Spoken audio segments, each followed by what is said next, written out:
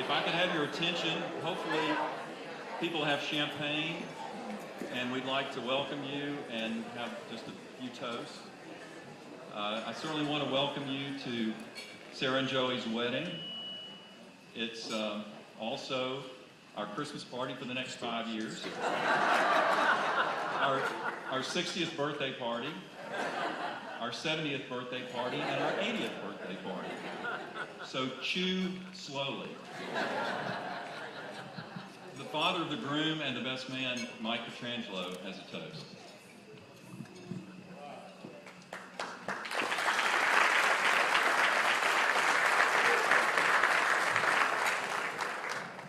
Thank you, Paul, and good evening, everyone. And one of the privileges of being and one of the honor of being the best man is you do get to give the first toast to the newlyweds. But before I do that, I think we have a couple thank yous. First of all, we got to thank God for this weather. I mean, can you imagine getting weather like this? But right behind that is Sue and Paul Matthews for this absolutely fantastic party. Paul, Paul, if you're not having any Christmas parties for the next 5 years, you can always come to ours. We'll be happy to have you. But just absolutely wonderful. And I want to thank all of you, as I'm sure Paul will too, family and friends. That's what this is all about tonight, joining with us to share in a wonderful day, two very wonderful people, the celebration of their marriage. So I also want to say thank you all for coming. And I want to thank Paul and Sue again for Sarah, for raising such an absolutely exceptional and outstanding young lady. We are thrilled to have her as a part of our family. Thank you both very much. And Sarah, I want to thank you for having the good wisdom and judgment to select Joey as your spouse. Now, admittedly, we're a little biased here, but we think he's not so bad either. So we thank you, and we think you two guys make an absolutely fantastic couple. So, I will tell a little story about this, and maybe some of you don't know this, but they really only started dating about 18 months ago, in August of 2012, even though they had been classmates for 3 years at the University of Tennessee School of Medicine. Very interesting. And they had been classmates. And one of the things about UT that's somewhat unique is at the beginning of each year, each school year for the medical school, they have something called the white coat ceremony. And it's very special and it's very moving. Friends and family are invited, and each of the med students receive their white coat, somewhat symbolic of their beginning of their pursuit of their medical studies. And Bill Whitman, a good friend of Joey and now Sarah's, was at the, Bill and Lisa were both at this ceremony. And Bill had been trying to think of how he could help Joey pursue his medical studies. He didn't think he'd offer much as a lawyer, but he thought he could possibly add some. That was a lawyer joke. So what Bill did is he made a list of 5 women classmates that Joey should get to meet in the next few weeks in school year. Now, Bill, like many guys, used really deep criteria to develop this list. Admittedly, he didn't have very much in front of him. He had their undergraduate school, where they lived.